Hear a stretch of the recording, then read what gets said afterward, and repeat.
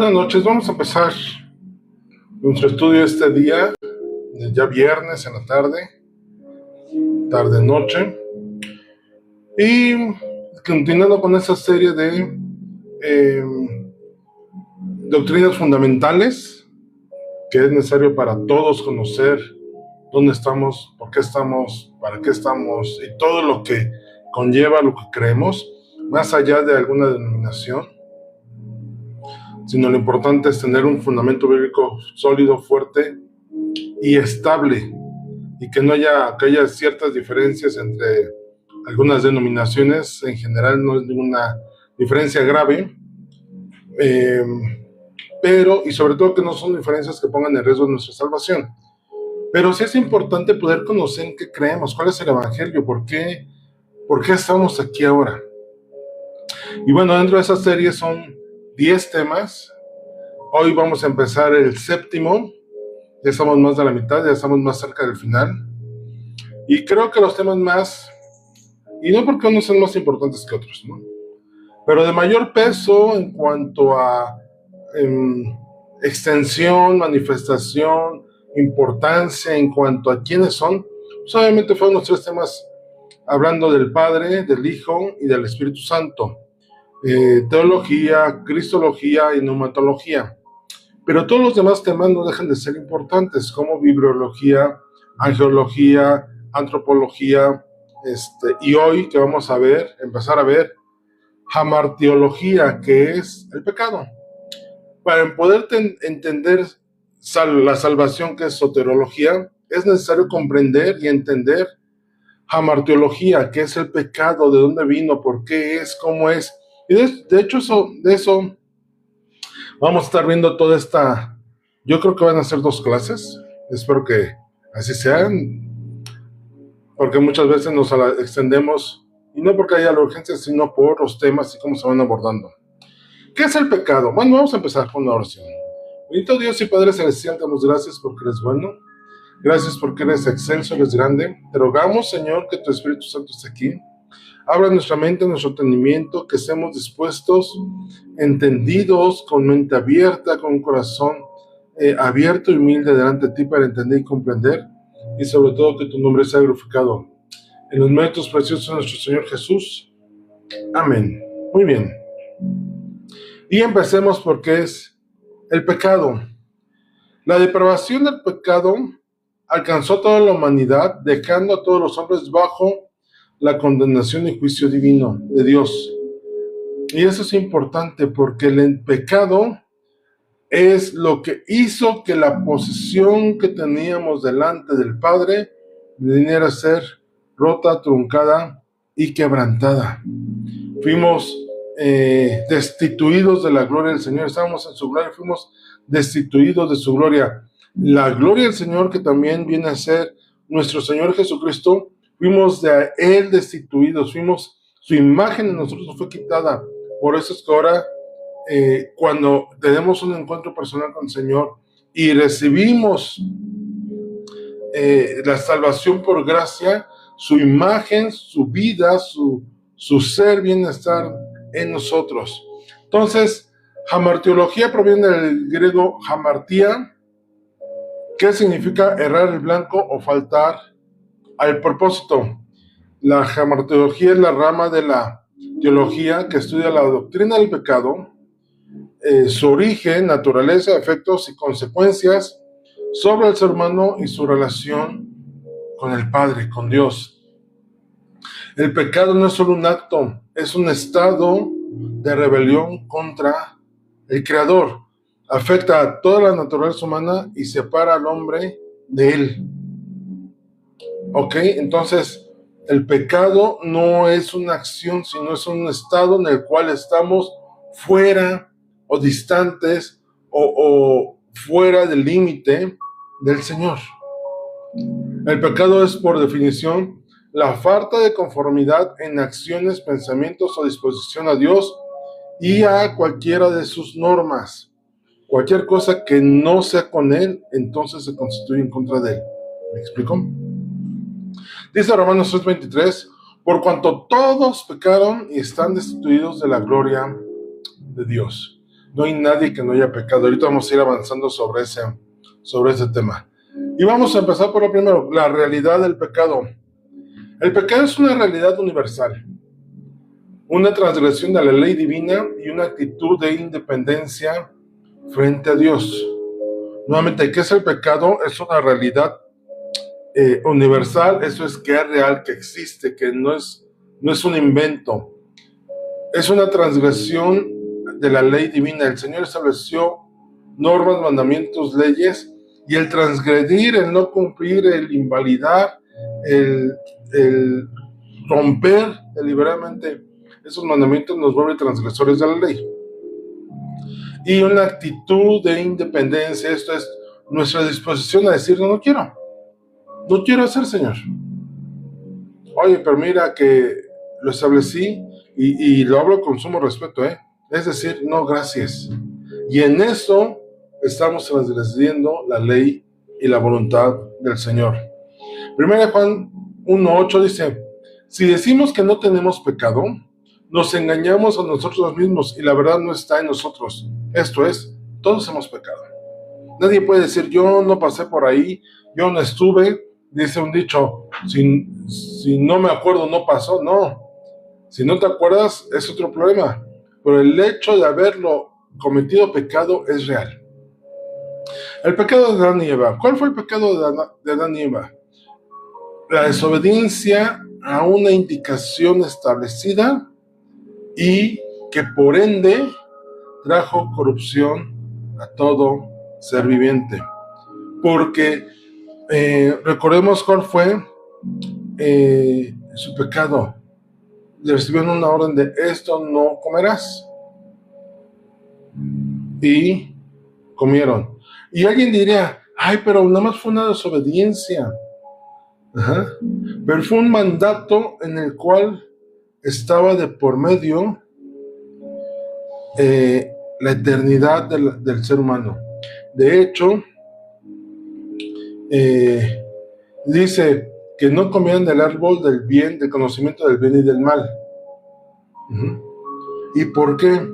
Porque el árbol del bien y del mal les iba a traer esta conciencia de pecado, el entendimiento de diferenciar entre las dos cosas.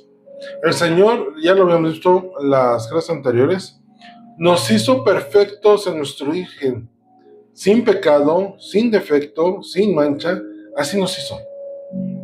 ¿Y qué ocurrió? Que a causa de la desobediencia del hombre, esa imagen que tenemos del Señor se quebrantó y fue corrompida. El pecado de Adán trajo en consecuencia que toda la humanidad, o sea, toda la gente que fue procreada a partir de Adán y Eva, la primer pareja terrenalmente, del cual descendemos todos, hicieron que todos naciéramos ya con un pecado de por medio. De hecho, eso trajo por consecuencia que estamos bajo esclavitud de pecado, incapacitados de por buscar al Señor por nuestra propia cuenta y a responder realmente a su voluntad. ¿Esto qué hizo? Nos mantuvo alejados del Señor. Y el hombre, cuando antes buscaba en Adán y Eva voluntariamente el Señor, ahora ya no lo hace. O de origen ya no lo hace, sino ahora el Señor tiene que actuar en nosotros, mostrarnos amor, atraernos a Él para nosotros buscarlo. Después de la caída, el pecado es toda acción y disposición que se opone a Dios. Como decía ahorita, o estás con el Señor o no estás con el Señor. O eres amigo de Dios o te constituyes enemigo del Señor. El pecado incluye tanto la acción como la disposición interna del ser humano hacia la rebelión contra Dios. Salmo 51:5 dice, ten piedad de mí, oh Dios, conforme a tu misericordia. Está la oración de David. Dice, conforme a la multitud de tus piedades, borra mis rebeliones. Lávame más y más de mi maldad y límpiame de mi pecado, porque yo reconozco mis rebeliones y mi pecado está siempre delante de mí. Contra ti solo he pecado y he hecho lo malo delante de tus ojos, para que sea reconocido justo en tu palabra y tenido por puro en tu juicio. He aquí en maldad he sido formado, y en pecado me concebió mi madre. Y quiero que notemos algo que dice David, y habla de cosas que son de él. No es que el pecado o la maldad no, dice primero, borra. Bueno, primero dice, ten piedad de mí. O sea, estoy en una circunstancia, en un estado en el cual necesito misericordia, de otra manera no me puedo acercar a ti. Y dice, mis rebeliones, mi maldad, mi pecado, y vuelve a decir, mis rebeliones. Y dice, mi pecado está siempre delante de mí. O sea, no es algo que cometamos y se borre. ¿Cuántas veces hemos visto y sentido que el pecado que hemos cometido está detrás de nosotros? Y lo vemos en nuestras consecuencias, en nuestra culpa, en las reacciones de las personas, en nuestra relación con el Padre. El pecado está siempre delante de nosotros si no lo confesamos. Y entonces dice, y el pecado es algo directamente del Señor, porque dice, contra ti solo he pecado, y he hecho lo malo delante de tus ojos. Yo no sé si se pueda considerar que pecamos contra el hombre en el sentido de qué ley puso, qué cosa transgredimos contra los hombres que hayan establecido y que cumplan. Pero contra la ley del Señor hemos sido transgresores, hemos quebrantado su voluntad, y eso nos exhibe y nos pone en una situación de estado de pecado. No que pequemos, sino que estamos en pecado. El pecado siempre va dirigido contra Dios, y lo acabamos de leer en el verso 4. Contra ti solo he pecado. Eso significa que nunca podrás pecar contra otra persona. Siempre el pecado es contra el Señor. Y el pecado que nos mancha, nos hace impuros, nos hace impíos, va contra la naturaleza de nuestro Señor. Universalidad del pecado. La Biblia enseña que todos los hombres están bajo pecado, y no hay justo ni aun uno mismo, ni por sí mismo. Romanos 3, 10 al 12 dice, como está escrito, no hay justo ni uno, ni aun uno. O sea, ni siquiera 10, 20, no. Recordemos que cuando Abraham ora intercediendo por Sodoma y Gomorra, porque ahí vivía su sobrino Lot, empieza a bajarle la cantidad de justos, como regateando ante el Padre. Dice, Señor, si fueran 50, por 50 no. Si fueran 20, Señor, por 20 no. Si fueran 10, por 10 no lo destruyo. El tema es todos hemos pecado. Y si se hubiera seguido en eso, hubiera llegado a que ni siquiera un justo sin pecado había sobre la faz de la tierra. Todos hemos pecado. Dice, no hay quien entienda, no hay quien busque a Dios. Y esto de buscar a Dios lo vimos hace un momento. El pecado nos hace apartarnos del deseo de buscar a Dios por nuestra voluntad. Dice, no hay quien entienda, no hay quien busque a Dios. Todos se desviaron, a unas se hicieron inútiles, no hay quien haga lo bueno, no hay ni siquiera uno. El pecado no es una invención moral o cultural, es una verdad que atraviesa la experiencia humana. O sea, que tú y yo la experimentado, la vivimos, la sentimos. La Escritura, la palabra del Señor nos muestra cómo todos hemos pecado, sin excepción. Por eso tuvo que venir el Señor Jesús. De hecho, para aceptar la salvación, la primer condicionante es reconocer que hay pecado. ¿Cómo vamos a ser salvos si pedimos al Señor salvación si no conocemos nuestras circunstancias y nuestra situación legal, espiritualmente hablando? Todos hemos pecado y necesitamos un Salvador, porque por nuestros medios no alcanzamos salvación. Y ahora la pregunta es, ¿cuál es el origen del pecado? El pecado entró al mundo por la desobediencia de Adán y Eva. bajo la tentación de Satanás.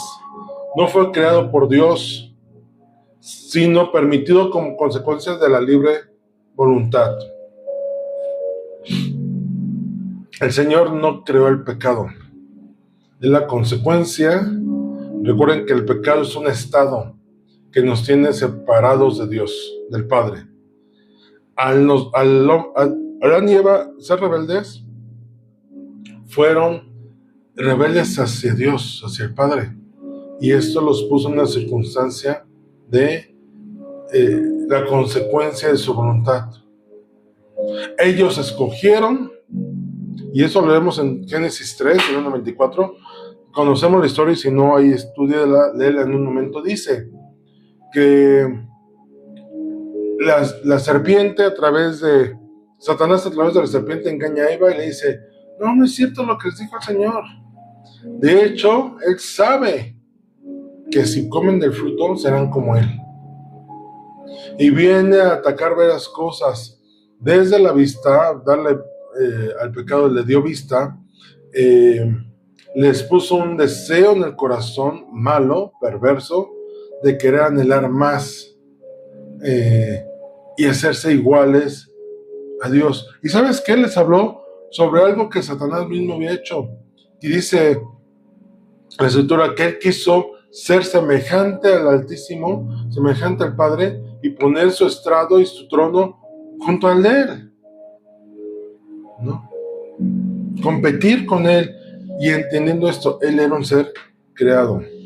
¿Y de qué vino el pecado? En Satanás vino por su desobediencia, por su afrenta ante el Padre.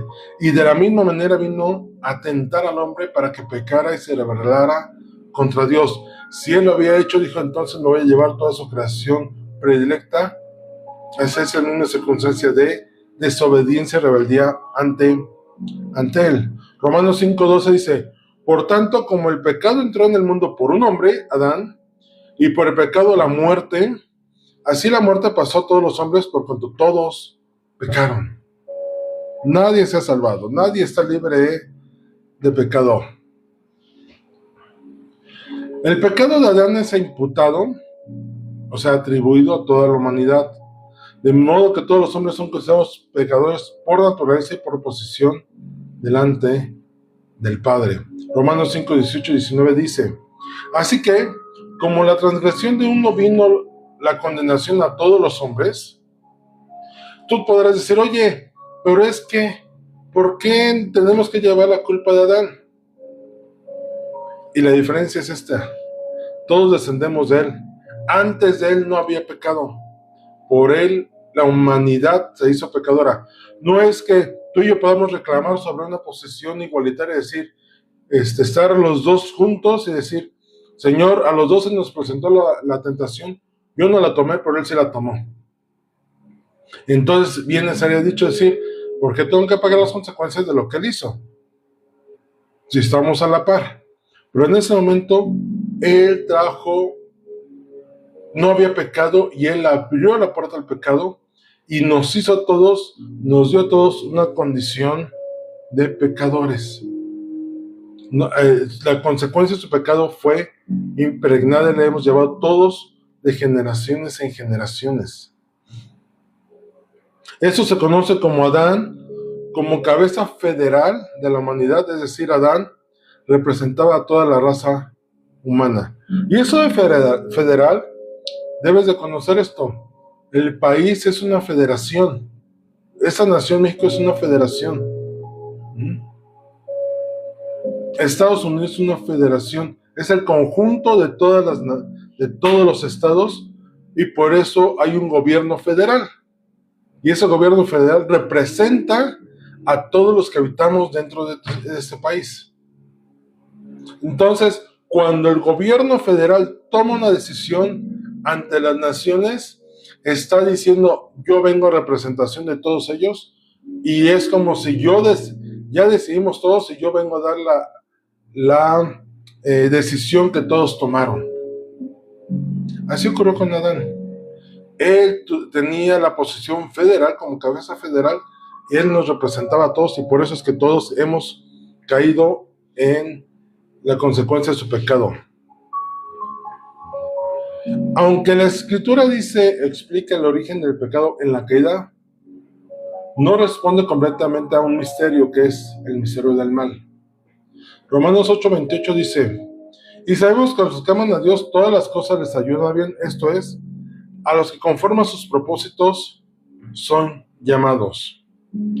Y entonces el hombre dice: oye, pero cuando todas las cosas, y esa es una mala interpretación, ya lo he comentado, van bien, pues es el Señor.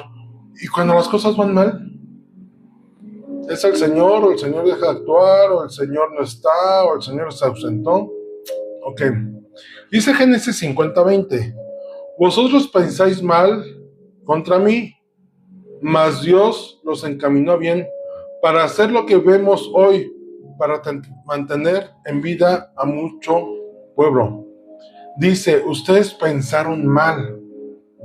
Bueno, y este mal viene de Dios, viene del Padre, y hace rato lo comentábamos.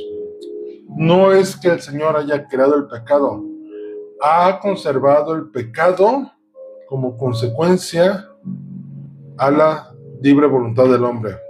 Pero el Padre no es autor del pecado, permite el mal temporalmente, de hecho lo utiliza con un propósito, lo destruirá definitivamente cuando llegue el momento en el cual seamos traspuestos, seamos glorificados, haga juicio a toda la maldad y todos llevamos una consecuencia eterna, o para vida o para muerte. El mal existe, pero está bajo el control soberano de Dios. El Señor no creó el mal en cuanto a que estuviera en su propósito. Él no creó al hombre para que pecara. Por el hombre vino el mal. Ahora, ¿cómo es eso que el Señor utiliza el mal para un propósito? ¿Y por qué lo permite?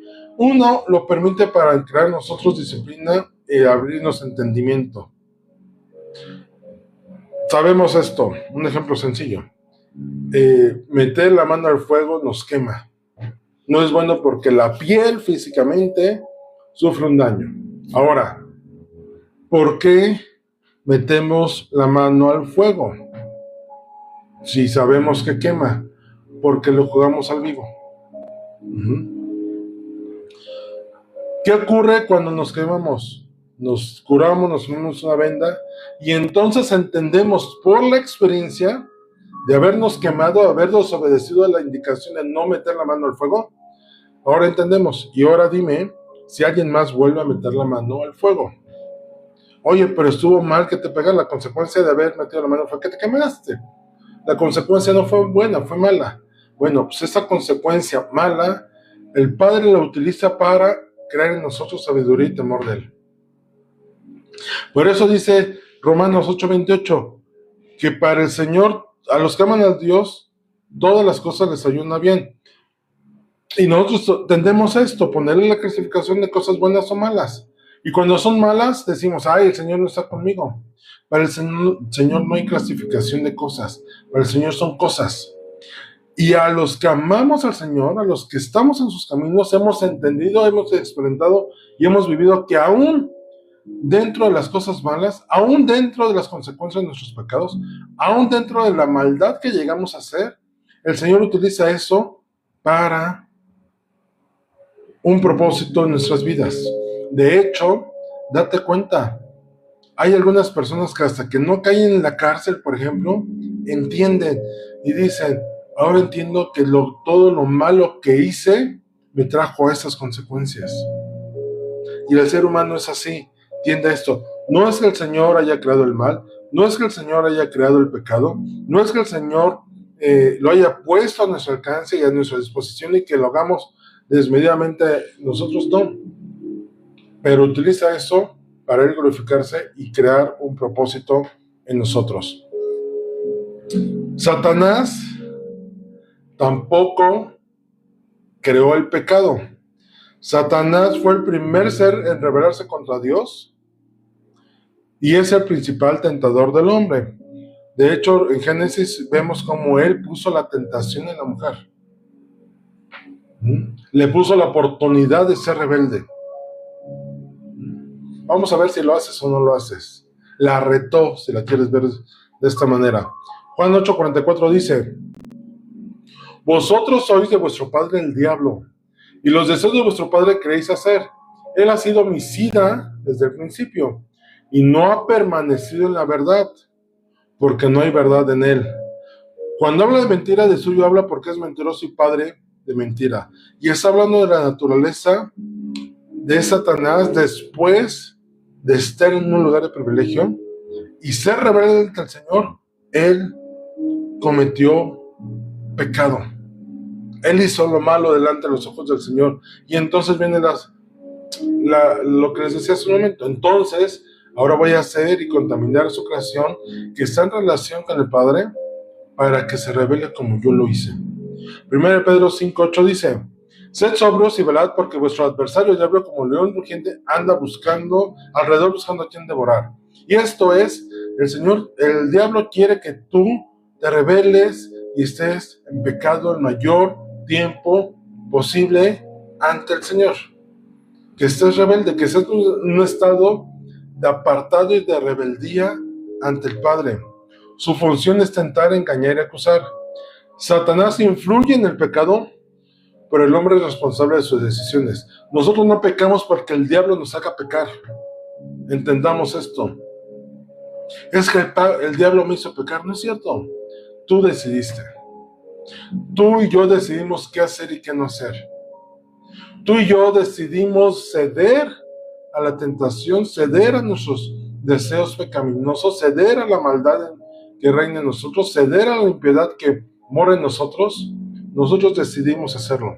Satanás nada más se encarga de ponernos los medios idóneos, ¿no? Ponernos la fácil, vendernos de qué sencillo, ¿no? Adán representa a la humanidad, representante de la humanidad, introdujo el pecado y la muerte a la experiencia humana. Recuerda esto.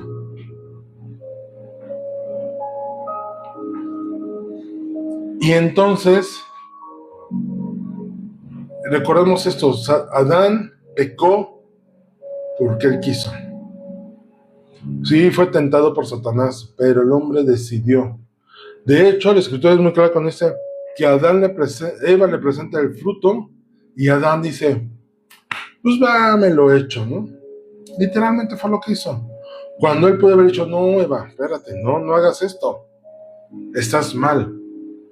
Entonces, vemos que el origen del pecado vino a consecuencia de la desobediencia del hombre.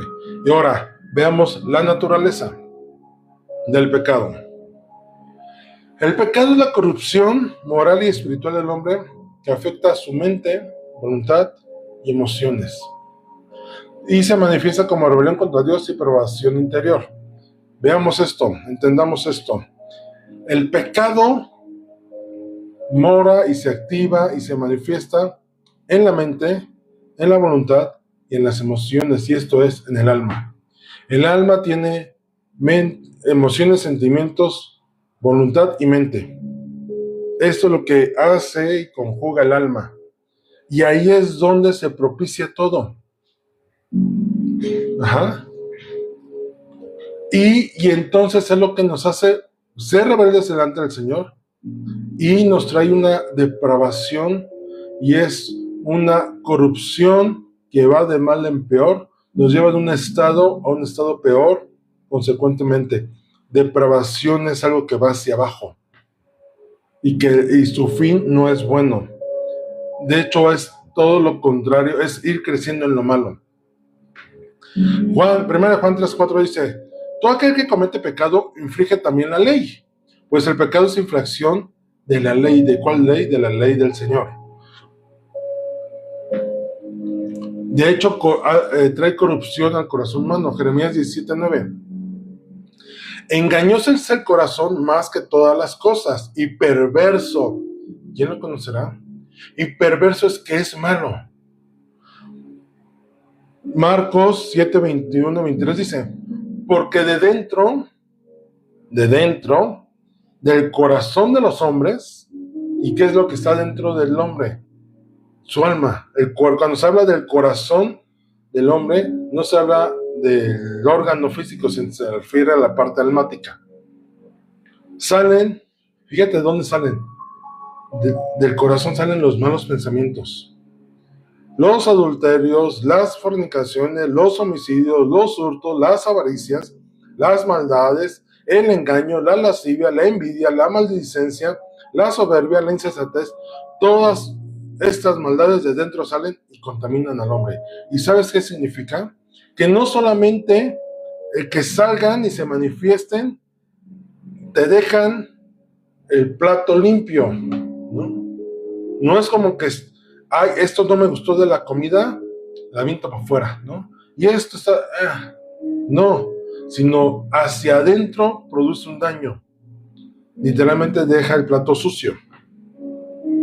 Por más que tú lo avientes hacia afuera, no quedamos libres de que eso que estamos pecando y todas esas cosas malas que salen, no es que tengamos corazón de acero inoxidable y nada se le pegue, no es cierto.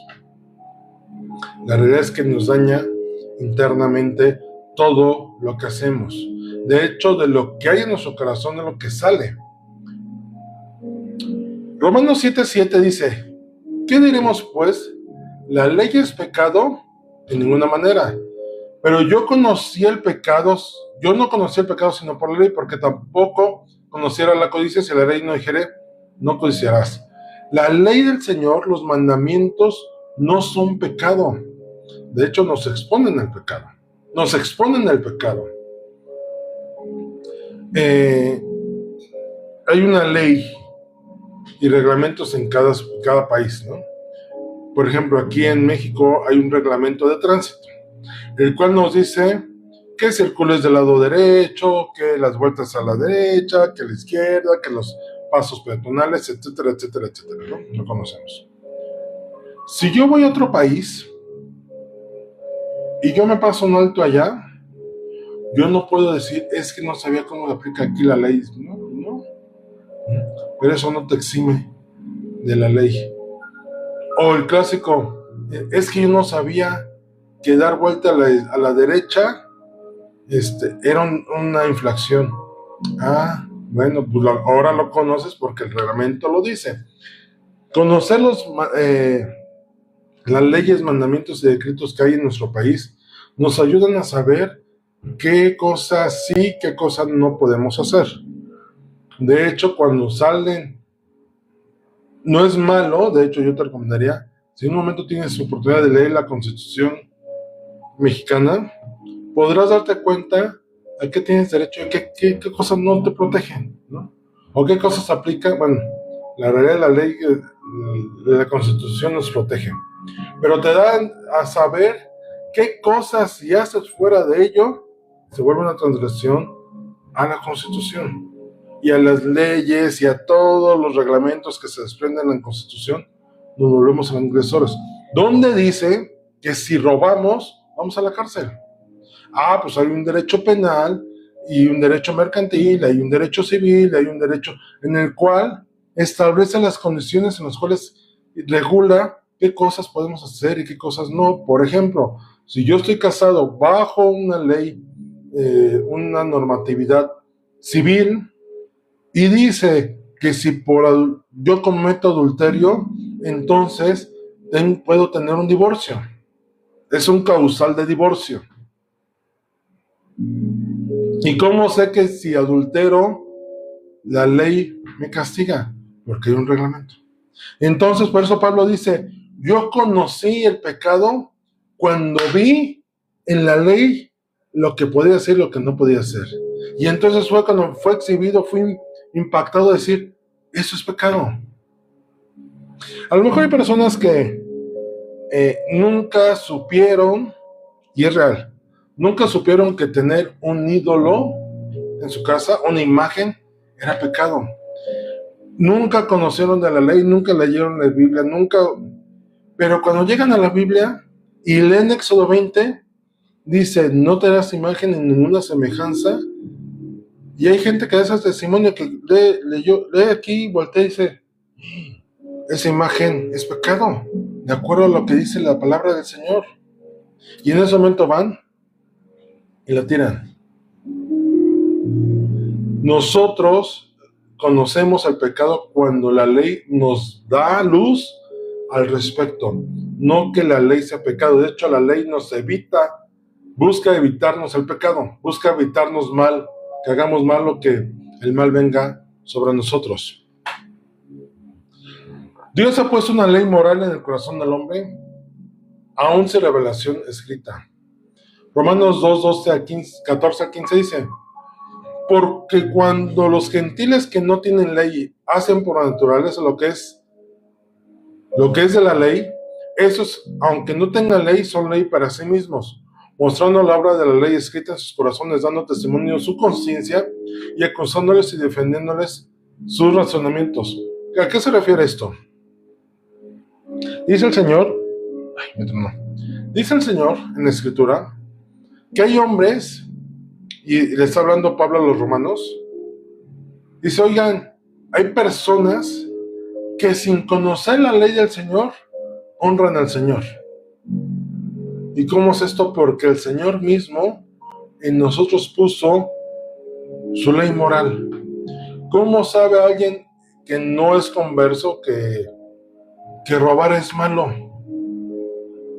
Porque la ley del Señor fue puesta en su corazón. El otro día yo les comentaba mi propia experiencia. Cuando yo pequé por primera vez, que lo tengo bien presente, que fue mintiendo, yo en ese momento supe, nadie me lo dijo, pero yo sabía que mentir era malo.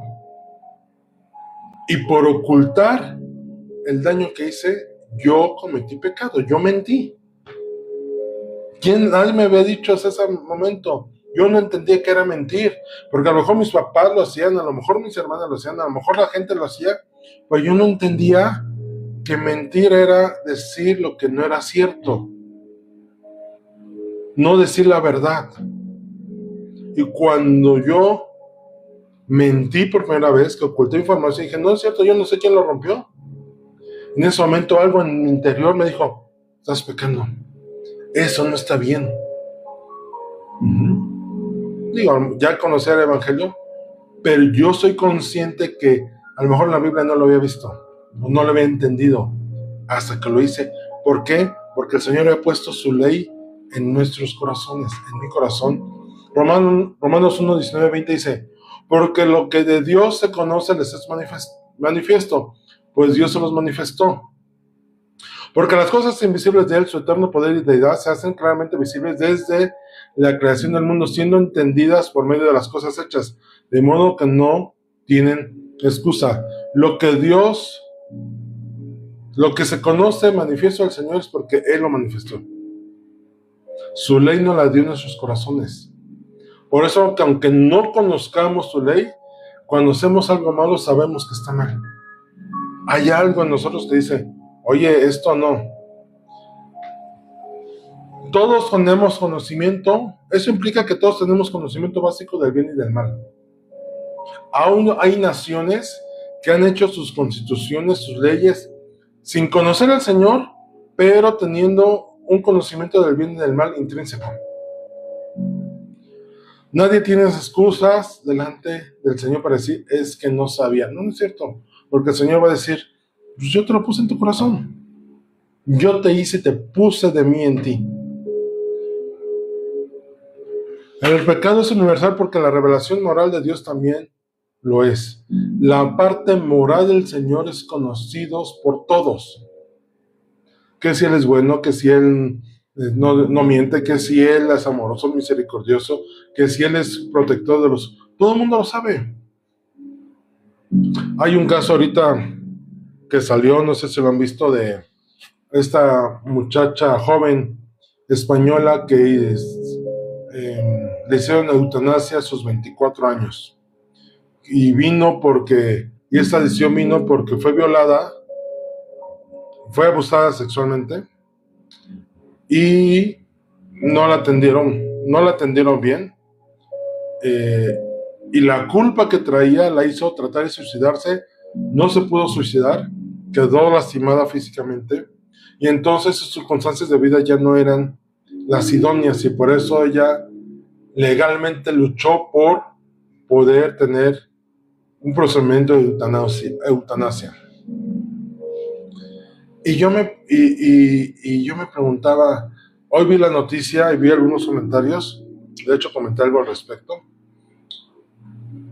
y le decía a mi hermana, le hice una pregunta a mi hermana, le digo, oye, ¿qué opina Dios de la eutanasia? Y voy a ese punto, oigan, es triste lo que le pasó a esta muchacha, sí. Fue doloroso, sí, lo que pareció. Pero a ver, muchas otras personas han sufrido lo mismo y han sabido que han vivido bien o mal, ¿no? Saben diferenciar. Pero lo que hizo esta muchacha legalmente fue un suicidio. Es cometer un acto de muerte, de asesinato contra sí misma. Y en la imagen decía, Dios le falló. La sociedad también, algo así. Y me lleva a tener eso. ¿Dios falló? ¿Realmente Dios falló? Si todo el mundo sabe que Dios es amor, porque cuando la gente tiene necesidad, va con Él y dice, Señor, ayúdame. ¿Saben qué Él es bueno? Señor, ayúdame porque Él me está haciendo malo. Señor, la regué, pero tú eres misericordioso. Pásame esta, ¿no? Líbrame del mal. Conscientemente nosotros lo hacemos, conociéndolo ya a Él. Pero la gente que no es creyente, ahí sí se acuerda, en sus males sí se acuerda de Él. Y cuando está haciendo lo malo, gozándose en su voluntad, ni se acuerda de Él. Pero cuando están aprietos, entonces acudimos al Señor, cuando estamos aprietos, y lo queremos tener de muletilla. Líbranos de esta, y entonces sigo mi vida normal sin ti. Pero mientras, sálvame de esta. ¿Por qué lo hacemos? ¿Por qué el hombre lo hace? ¿Por qué cuando se ministraba liberación la gente iba y pecaba, iba y tomaba la liberación, la administración de liberación como una limpia? Que el Señor la limpiara, la perdonara, le restaurara, y ya cuando estaba limpio se volvió a ir a pecar. Y después al mes regresaba, oye, es que volví a caer, vuélveme a orar porque estuve en pecado, ¿no? Y veo las consecuencias del mal en mí, pero órame, ¿no? Desgástate tú orando para que el Señor me limpie. Y sabes que no es así. El punto es ¿por qué la gente sí reacciona y dice, si el Señor es bueno, ¿de dónde es conocido? Porque Él se dio a revelar a nosotros. Él manifestó su naturaleza a la humanidad. El hombre sabe que hay un Dios y que es un Dios bondadoso, perdonador y rico en misericordias. La depravación total. El hombre depravado no busca a Dios. No entiende las cosas espirituales. No puede agradar a Dios por sí mismo y está corrompido en cuerpo, mente y voluntad. El hombre por sí mismo no busca al Señor. De hecho, la Escritura dice que lo espiritual al hombre natural es locura, porque no entiende. El hombre por sí mismo no puede agradar al Señor. Por más que se esfuerce, mientras no reconozca a Jesucristo y Jesucristo nuestro Señor mora en la persona, entonces el Padre dirá, ahora sí te conozco, entra en mí. El otro día lo comentaba y quiero reiterarlo. Las personas, hay por ahí una frase que dice, es que Dios te ama tal y como eres. Mentira. El Padre nos ama a pesar de cómo somos. Al único que ama por cómo es y como es a su Hijo Jesús. Y por el Señor Jesús es que el Padre nos acepta, porque cuando lo reconocemos como Señor y Salvador y reconocemos y aceptamos su obra en nosotros y Él mora en nosotros, cuando nos acercamos con nuestro cuerpo pecador, Él nos vuelve y dice, no vuelves a pecado, vuelves a mi Hijo. Porque lo que el Hijo hizo fue perfecto, sin pecado y sin mancha, conforme a su corazón agradable delante de Él. Nosotros no. El Señor nos ama a pesar de cómo somos. ¿A poco el Señor Somos pecadores y el Señor nos acepta y permite que sigamos pecando. Entonces, según el Corintios 5:17, vendría a ser una mentira. El que está en Cristo nueva criatura es. Las cosas viejas pasaron. ¿Por qué pasaron? Porque delante del Señor no son válidas.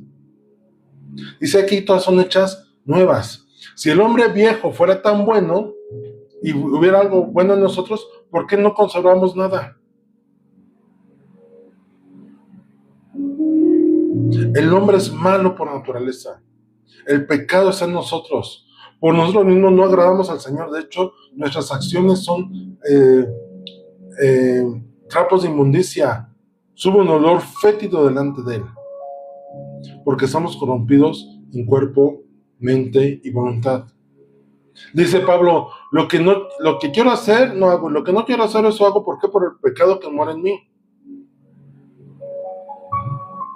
¿Y ese pecado que moraba en él, por qué era? ¿Por él mismo? No, por la naturaleza pecaminosa que traemos a partir de la caída y la desobediencia de Adán. Romanos 8, 7 y 8 dice, por cuanto los designios de la carne son enemistad contra Dios, lo que quiere el hombre va contra la voluntad del Señor, porque no se sujetan a la ley de Dios. ¿Cuál ley? La que ya nos dejó plasmada. Ni tampoco pueden. Aunque queramos cumplir la ley, no lo hicimos. Por eso el pueblo de Israel fue destruido, porque no podía cumplir la ley. Aparte que no podía, no estaba en su corazón hacerlo. Por eso fueron llevados deportados a Babilonia. Y los que viven según la carne no pueden agradar a Dios. Porque los deseos de la carne van en contra de la voluntad del Creador. 1 Corintios 2:14. Pero el hombre natural no percibe las cosas que son del Espíritu de Dios, porque para él son locura. Nos llaman cucus, ¿no? Ay, vas a orarle al Señor, ¿a poco levantando las manos? Estás loco. Ay, ¿a poco crees que orando el Señor va a dar? El Señor hizo por mí, llega a decir las personas, yo lo hice en mi esfuerzo, yo lo hice en mis capacidades, por mi mente. El Señor nada tuvo que ver. Mentira.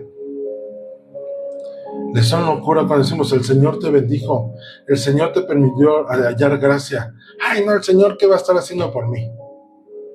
Dice, no las pueden entender, porque se han de discernirse espiritualmente. La conciencia es la facultad interna dada por Dios que permite al hombre discernir entre el bien y el mal. Romanos 2, 14 y 15 dice, porque cuando los gentiles que no tienen ley hacen por naturaleza lo que es de la ley, esos aún no tengan ley, son ley para sí mismos, mostrando la obra de la ley escrita en sus corazones, dando testimonios que su conciencia, y acusándoles o defendiéndoles sus razonamientos. Y la conciencia es esa parte que el Señor puso en nosotros de moralidad. La conciencia es la que nosotros nos dice entre el bien, lo bueno y lo malo. Ya les decía en una ocasión, la conciencia es un juez incorrupto. Tú me puedes decir, sí lo hice, sí lo compré, sí fui, sí esto, sí aquello. Y la conciencia te dice, no, no es cierto, no fuiste. Mi conciencia fue la que me dijo, cuando mentiste, hiciste mal. Y eso al Señor no le agrada. Con la conciencia.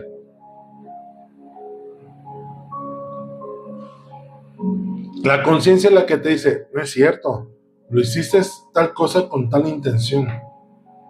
Y la conciencia nos acusa, porque si queremos llegar delante del Señor, a ver, Arturo, ¿tú hiciste esto? No, Señor, ¿cómo crees? Él dice, tu conciencia me está diciendo que tú lo hiciste con toda la intención. Tu conciencia me está diciendo que pensaste en hacer mal o sacar ventaja. ¿Y cómo le digo? No es cierto. Conciencia, cállate. Guarda silencio. No digas nada. No se puede. Porque el Padre ve lo que hay dentro de su corazón. ¿Y sabes qué? ¿Con quién platica? Con la conciencia. De hecho, la Escritura dice que el Padre ve la intención del corazón. De nada te sirve ir a la iglesia todos los domingos si la intención de tu corazón es ay, voy ahí por cumplir. Pero nadie lo sabe. Y llegas a la iglesia y te ven todos trajeado con tu Biblia abajo y, ay, no, mira, viene la iglesia amoroso. Y el Señor dice, si yo sé que vienes a la fuerza. ¿Qué le dijo el Señor a Samuel cuando dijo, mira, Señor, ese hijo de Isaí, ese debe ser el que va a ser rey, ¿verdad? Alto, fuerte, grandote, portentoso.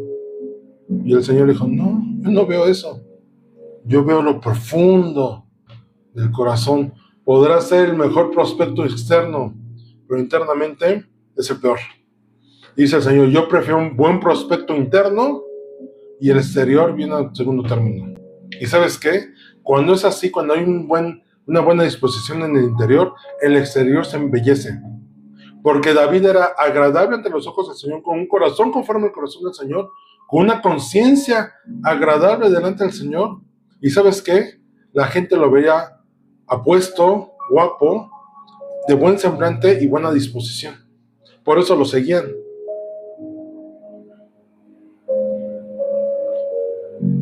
El Señor ve lo que hay en nosotros y nos da una conciencia para que entendamos y aprendamos a discernir entre lo bueno y lo malo. El pecado afecta a la conciencia en varias maneras. Esto es, la conciencia sí puede ser, bueno, la conciencia puede acusar o defender. Dice si es cierto o no es cierto, ¿no? Pero la conciencia puede endurecerse o puede cauterizarse. 1 Timoteo 4:2. Porque sean de mentirosos que, teniendo cauterizada la conciencia, llega a haber personas, ¿has conocido a las mitómanas, que mienten tanto que viven en su mentira? Y esto es, están cauterizadas en su conciencia. O la endurecen de forma de, ¿sabes cuál es endurecer?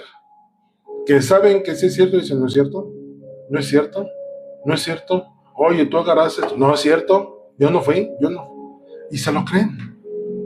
Yo voy a decir que no es cierto.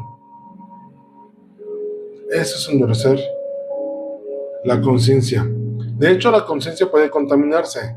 Tito 1:15, todas las cosas son puras para los puros, más para los corrompidos e incrédulos nada les es puro, pues hasta su mente y su conciencia están corrompidas.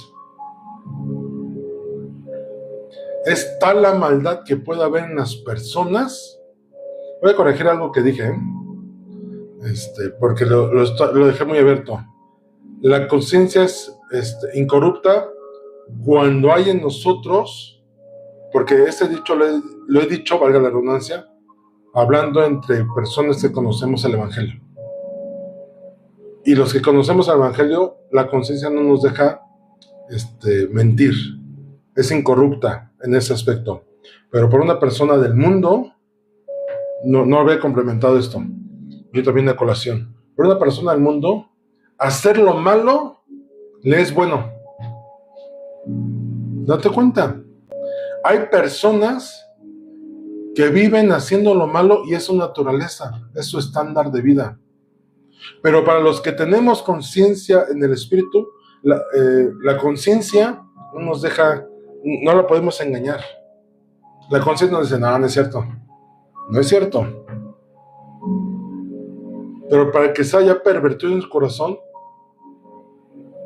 que hace la maldad continua, que vive en pecado, a la conciencia, dice, puede cauterizarse o puede llegar a endurecerse. No es que esté siempre así, sino la constancia, el hábito continuo los puede llevar a tales circunstancias. El pecado no solo viola la ley del Señor, sino también la conciencia del hombre.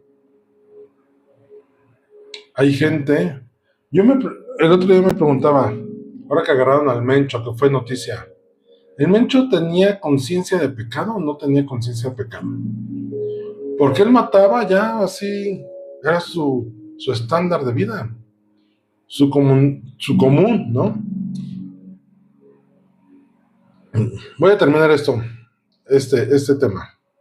El Antiguo Testamento utiliza diferentes términos para describir el pecado. ¿Y por qué es necesario entender esto? Porque necesitamos ver de dónde viene el origen. De hecho, en ninguna otra nación, en ningún otro pueblo antiguo, se podría hablar del pecado como lo entendemos a raíz de entender el Antiguo Testamento en el pueblo de Israel. El pecado, ya vimos que viene de errar el blanco. Esa es la raíz etimológica. Viene el Antiguo también Testamento, lo leímos, se los comentamos hace ratito. Salmo 51:2 dice: ten piedad de mí, oh Dios, conforme a tu misericordia, conforme a tus pecados, borra mis rebeliones, lávame más de mi maldad y límpiame de mi pecado. Está hablando de pecado, que es errar el blanco; rebelión, que es transgresión consciente. La rebelión viene de hacer algo que sabes que no se debe hacer y ya tú lo haces. No tomes leche. No, yo sí me quiero tomar la leche, ¿no? Iniquidad es corrupción interna. La iniquidad viene a ser nuestro deseo interno de pecar. Otros términos utilizados en el Antiguo Testamento es maldad e impureza. El pecado es una realidad compleja que abarca múltiples dimensiones. Esto es, hay pecado en nosotros por naturaleza. Hacer lo malo voluntariamente es rebeldía. El pecado es hacer acciones incorrectas. Recordemos que el pecado es un estado en el que está el ser humano apartado del Señor. La maldad, ¿qué conlleva? Hacer pecado. La impureza, ¿qué conlleva? De hecho, nos hacemos impuros a causa del pecado.